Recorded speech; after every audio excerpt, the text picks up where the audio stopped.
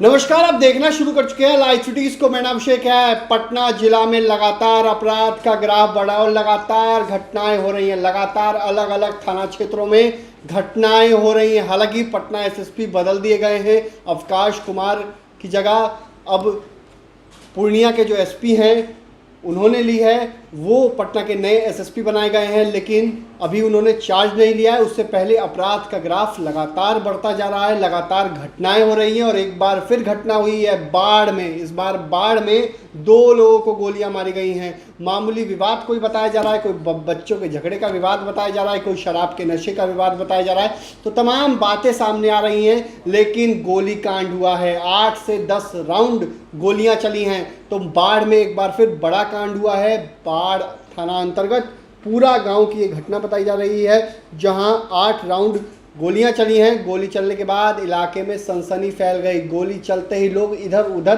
भागने लगे हैं। तो सुबह में झगड़ा हुआ था और शाम में गोलियां चली हैं। ताबड़तोड़ गोलियां चली हैं, जिसमें संतोष पांडे और बीरू पांडे को गोली लगी है, जिन्हें इलाज के लिए पटना रेफर कर दिया गया है। पटना के पीएमसीएच लाया जा रहा है, वहां उनका इलाज किया जाएगा। वहीं पूरे मामले को लेकर स्थानीय लोग क्या कुछ कह रहे हैं, पहले आप वो सुनिए। दोपहर में आया, वही लोग हाथापाई किया, आकर के फिर धड़ाक धड़ाक गोली छोड़ने लगा। तो किस लिए हाथापाई की? क्या कोई कारण विवाद था क्या? अरे सुबह में हुआ था, और क्या होगा। वही पी खा करके आया था विजय शंकर पांडे। उसके बाद में बोला मेरा देवर को कि तुम गोली क्यों छोड़ा। तो हम लोग तो ऐसा है नहीं सर, समझे ना, हम लोग तो इंसान आदमी हैं। उसके बाद में बोला कि से हम क्यों गोली छोड़ेंगे। फिर बोला कि से नहीं तुम छोड़ा। फिर उसके बाद में फिर गाली गलौज करने लगा। फिर मेरा हस्बैंड जो आया उसके बाद में बोला कि क्यों लड़ रहा है दोनों मिलके। उसको घर पहुंचा दिया और फिर अपना तो फायरिंग मतलब दोनों तरफ से हुई है? नहीं, फायरिंग वही लोग किया है। कितने राउंड फायरिंग किया था? वही 7-8। तो कितनी गोली उनको लगी है? पैर में लगा 2 गोली। 2 गोली? हाँ।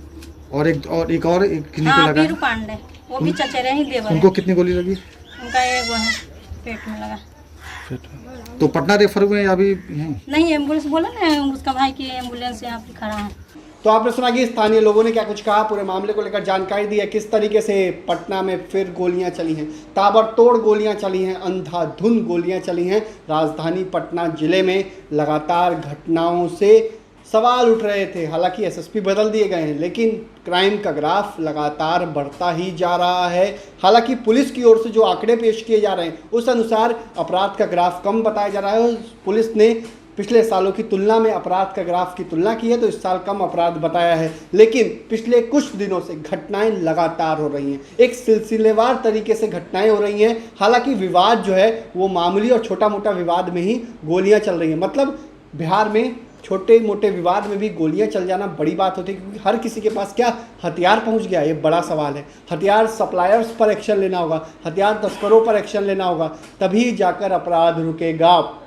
तो मामूली विवाद में जो हत्याएं हो रही हैं, ये मामूली विवाद में ही गोली चलने की बात सामने आई है। बच्चों का विवाद था, पुलिस की ओर से जो कहा गया है कि बच्चों का विवाद था, उसी में गोलियां चली हैं। और स्थानीय लोगों का कहना है कि पड़ोसियों का विवाद था, उसमें गोलियां चली हैं।